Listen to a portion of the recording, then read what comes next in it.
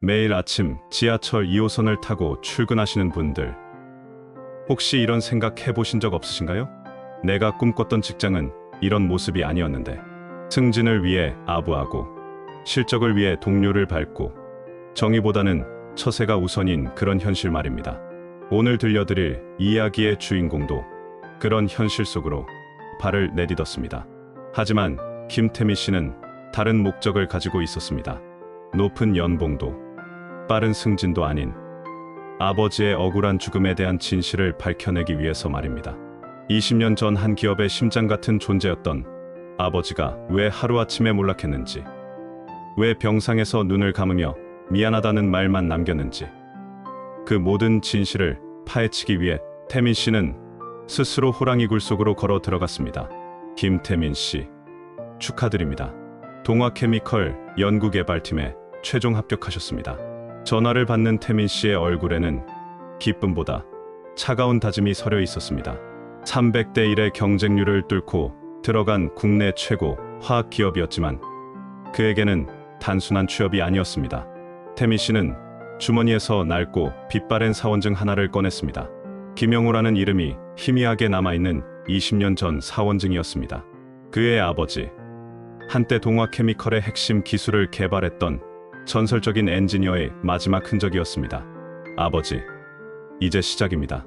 태민 씨는 29살의 나이에도 불구하고 남다른 침착함을 보였습니다. 어린 시절부터 아버지에게 물려받은 천재적인 기술 감각과 날카로운 관찰력, 그리고 20년간 가슴속에 품어온 뜨거운 복수심이 그를 이곳까지 이끌었습니다. 첫 출근 날, 동화케미컬 본사 앞에 선 태민 씨의 눈앞에 거대한 유리 건물이 우뚝 서 있었습니다. 아버지가 평생을 바친 이 회사에서 왜 쫓겨나야 했는지, 그 답을 찾기 위해 스스로 들어온 적진의 심장부였습니다. 이번 신입사원은 김태민 씨 한 분입니다. 동기는 없지만 금방 적응하실 겁니다. 인사팀 직원의 친절한 안내를 받으며 연구개발팀으로 향했습니다. 복도를 걸으며 태민 씨는 벽에 걸린 역대 우수 직원 사진들을 유심히 살펴봤습니다. 아버지의 사진은 어디에도 없었습니다. 마치 처음부터 존재하지 않았던 사람처럼 말입니다. 연구개발팀 사무실 문을 열고 들어서자 서늘한 시선이 그를 맞이했습니다. 팀장 자리에 앉아있던 남성이 서류를 훑어보지도 않은 채 냉랭한 목소리로 말했습니다. 나는 연구개발팀장 박철수 전무다. 스펙이 아주 깨끗하네. 우리 팀은 결과로만 말해. 이름값, 배경 다 필요 없어. 박철수 전무의 말을 들으며 태민 씨는 그의 손목에 있는 낡은 흉터를 스쳐봤습니다. 20년 전 아버지의 사고 기록에서 본 바로 그 상처였습니다. 태민 씨의 심장이 차갑게 내려앉았습니다. 드디어 찾았습니다. 아버지의 원수를 말입니다. 열심히 하겠습니다. 태민 씨는 겉으로는 담담하게 대답했지만 내심으로는 복수의 칼날이 더욱 날카롭게 벼려지고 있었습니다. 이제 진짜 시작이었습니다. 태민 씨에게 주어진 첫 업무는 연구가 아닌 허드렛일이었습니다. 커피 심부름, 실험 장비 정리, 폐기물 처리까지. 대학원에서 화학공학을 전공한 그의 실력과는 전혀 맞지 않는 일들이었습니다. 선배 연구원 이성훈 과장은 노골적으로 태민 씨를 무시했습니다. 신입이 뭘 안다고 끼어들어. 중요한 실험 데이터는 절대 공유하지 않았고 회의에서도 그를 투명인간 취급했습니다. 태민 씨는 묵묵히 견뎠습니다. 하지만 밤늦게 혼자 남아 실험실을 정리하며 낡은 설비들을 만질 때면 다른 모습을 보였습니다. 아버지에게 어릴 적부터 배운 기계 감각으로 장비들의 미세한 이상까지 파악해냈습니다. 이 밸브는 아버지가 직접 설계한 거네. 태민 씨는 20년 된 설비에서 아버지의 흔적을 발견하며 혼잣말을 했습니다. 그때마다 가슴이 먹먹해졌지만 동시에 복수에 대한 의지는 더욱 단단해졌습니다. 입사 첫 주 금요일, 그들만의 전통이라는 신입 환영회가 열렸습니다. 우리 부서 전통이 있어요. 신입은 꼭 참석해야죠. 이성훈 과장의 말에는 거부할 수 없는 강압이 담겨 있었습니다. 회식 장소는 시끄러운 고깃집이었습니다. 박철수 전무는 술잔을 채워주며 인자한 척했지만 그의 눈은 전혀 웃고 있지 않았습니다. 얼마 후 이성훈 과장이 플라스틱 통에 여러 종류의 술과 음료를 마구 섞어서 태민 씨 앞에 내밀었습니다. 자, 이게 우리 팀의 화합주야.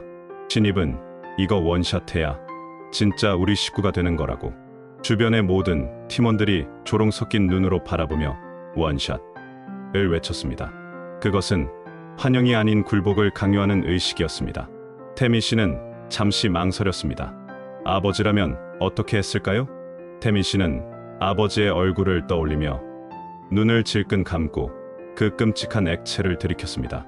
속이 타들어가는 것 같았지만 아무렇지 않은 척 미소를 지어 보였습니다. 그 미소 뒤로 복수의 의지는 더욱 불타오르고 있었습니다. 굴욕적인 환영회 다음 날부터 괴롭힘은 더욱 심해졌습니다. 중요한 실험을 앞두고 누군가 고의로 시료를 오염시켜 모든 책임을 태민 씨에게 뒤집어 씌웠습니다. 신입이 실수했네. 일에서 신중해야 한다니까. 모든 팀원들이 그를 비난하며 몰아세웠습니다. 태민 씨는 억울했지만 변명하지 않았습니다. 대신 밤늦게 홀로 남아 오염된 시료를 다시 준비하며 이를 악물었습니다. 그때 묵묵히 상황을 지켜보던 한 사람이 있었습니다. 공장 설비팀의 정한수 반장이었습니다. 신입, 손재주가 예사롭지 않네.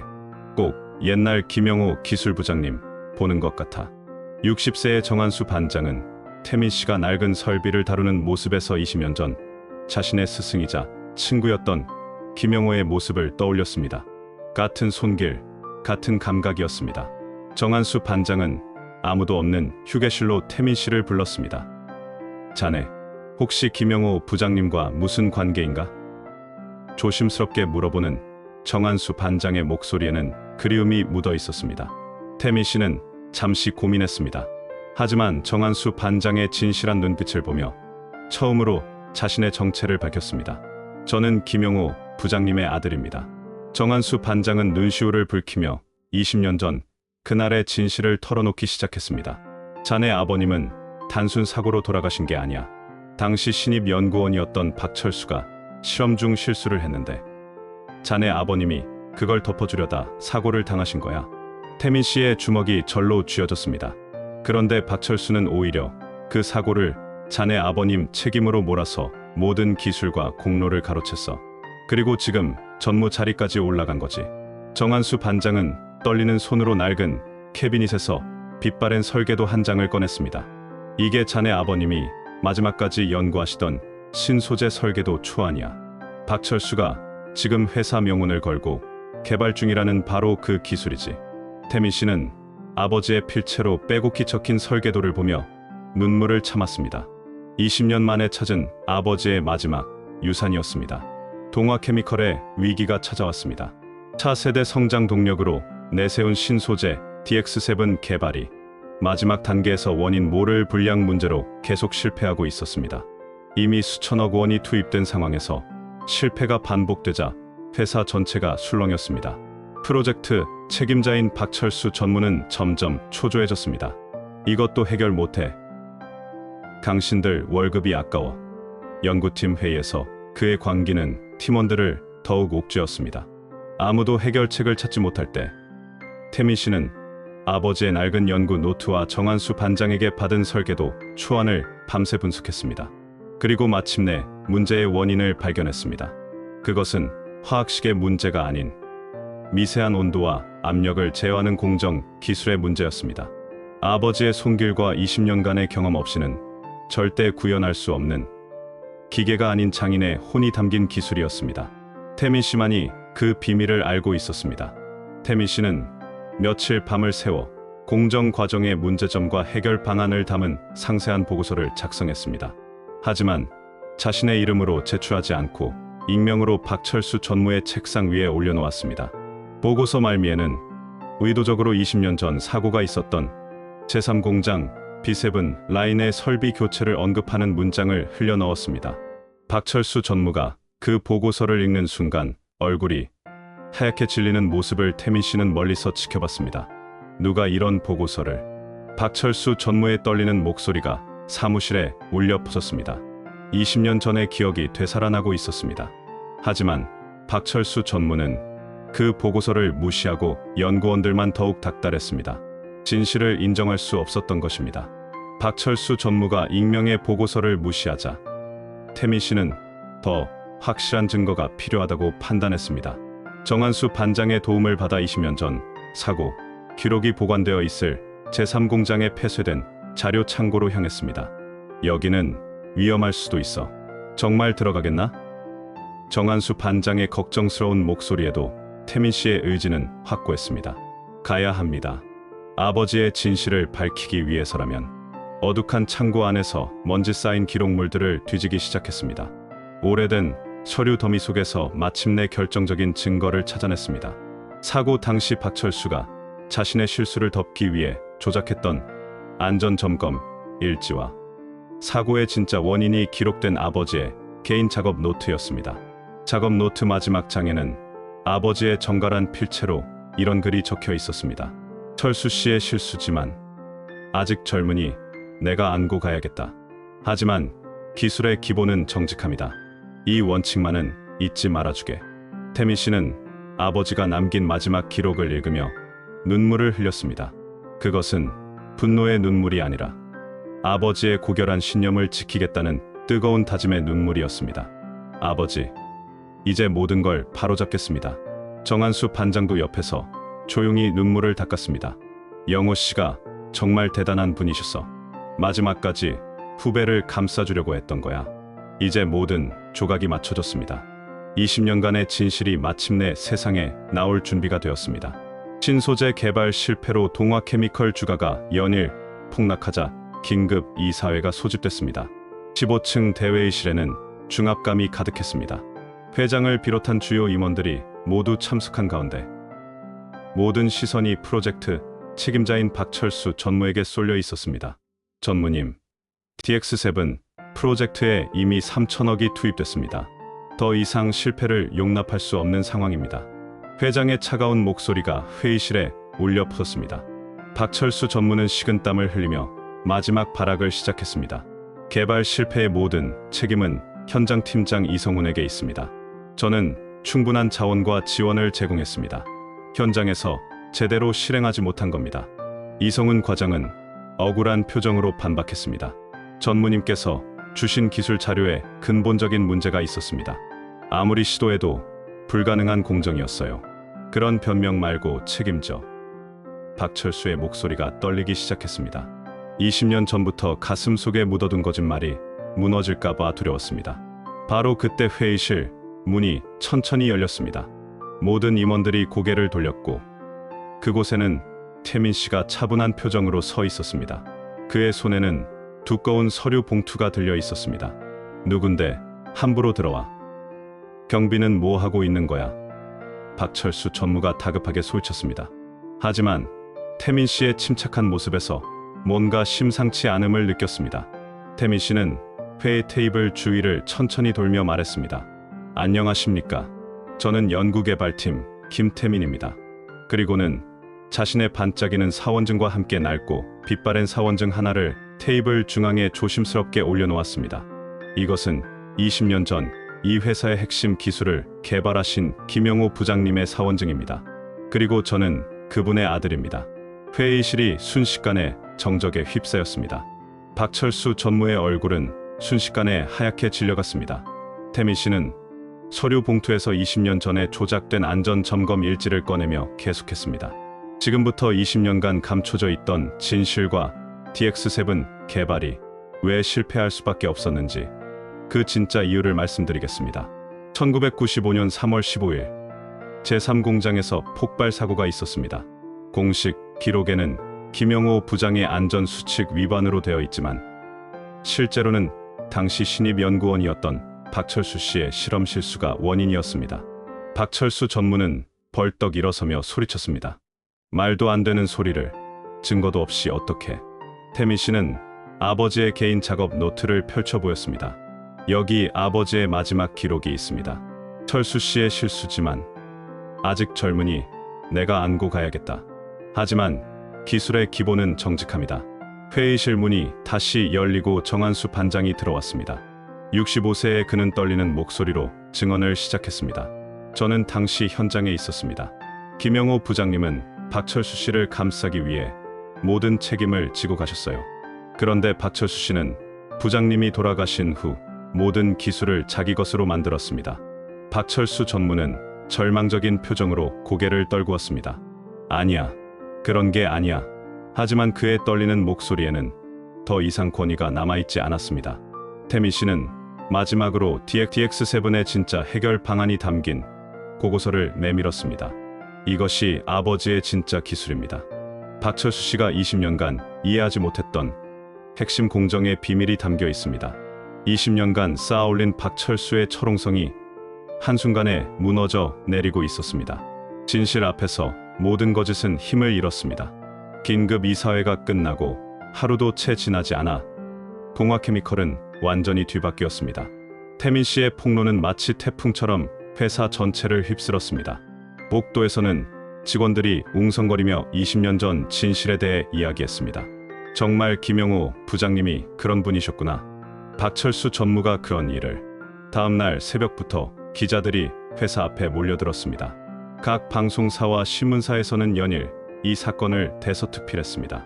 20년 만에 밝혀진 기업 내 진실, 숨겨진 영웅의 복권, 아들이 밝혀낸 아버지의 억울한 죽음 같은 제목들이 신문 일면을 장식했습니다.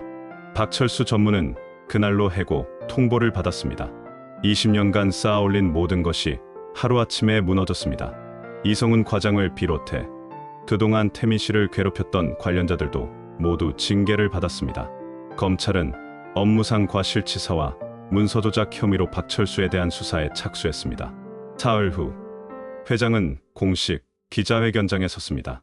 플래시가 터지는 가운데 그는 깊게 고개를 숙였습니다. 20년 전 김영호 기술부장님의 억울한 죽음에 대해 회사를 대표해서 진심으로 사죄드립니다. 그분의 희생과 헌신 위에 오늘의 동화케미컬이 있음을 깊이 반성하며 그분의 명예를 완전히 회복시킬 것을 약속드립니다. 기자회견 후 회사는 즉시 김영호 기술부장의 명예 회복 작업에 들어갔습니다. 20년간 잘못 기록된 모든 인사 기록을 바로잡았고 그동안 박철수 전무의 것으로 되어 있던 특허들을 김영호 부장의 명의로 변경했습니다.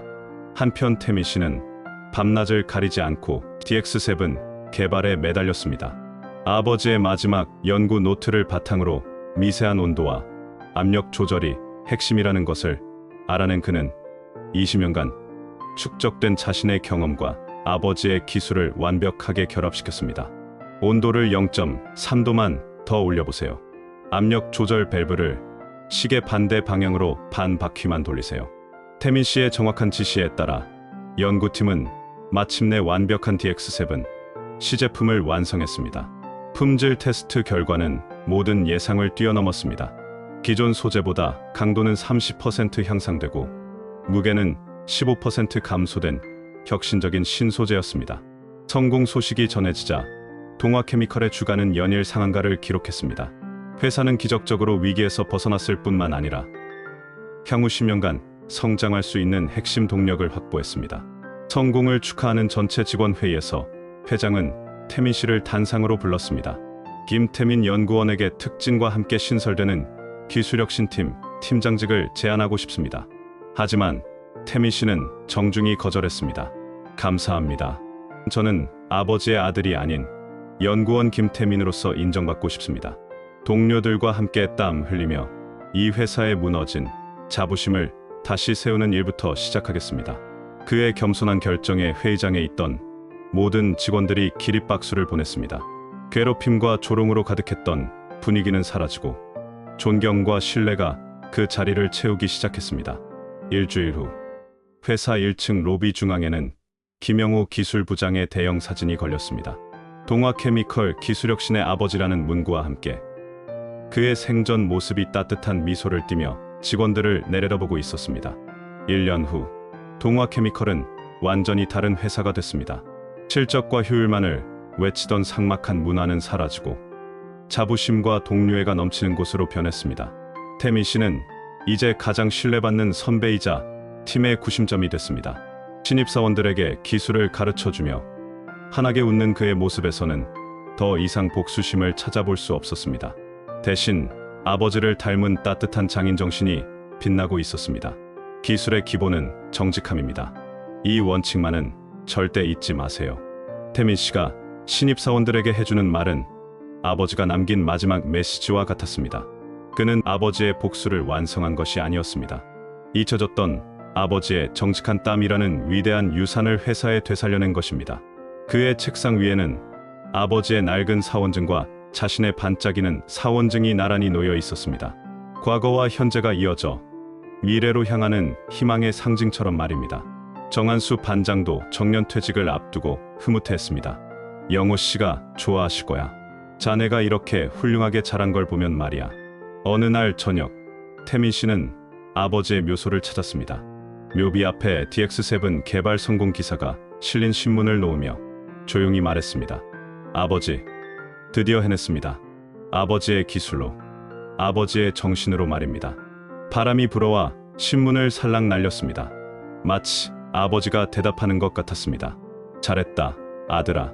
한 사람의 용기 있는 외침이 때로는 거대한 조직의 심장을 다시 뛰게 만듭니다. 김태민 씨는 복수를 위해 시작했지만 결국 사랑으로 마무리했습니다. 아버지에 대한 사랑, 정의에 대한 사랑, 그리고 올바른 가치에 대한 사랑으로 말입니다. 여러분의 일터에서도 혹시 김영호 부장님 같은 분이 계시지 않나요? 묵묵히 자신의 자리를 지키며 후배들을 위해 희생하는 분들 말입니다. 그리고 김태민 씨처럼 용기 있게 진실을 말할 준비가 된 분들도 계실 것입니다. 당신의 이름 없는 용기와 조용한 외침이 세상을 바꾸는 첫걸음이 될 수 있다는 사실, 우리 모두 기억할 수 있기를 바랍니다. 정의는 결국 승리하고 진실은 언젠가 밝혀집니다. 그 믿음을 잃지 않는 것이 가장 중요합니다. 감사합니다.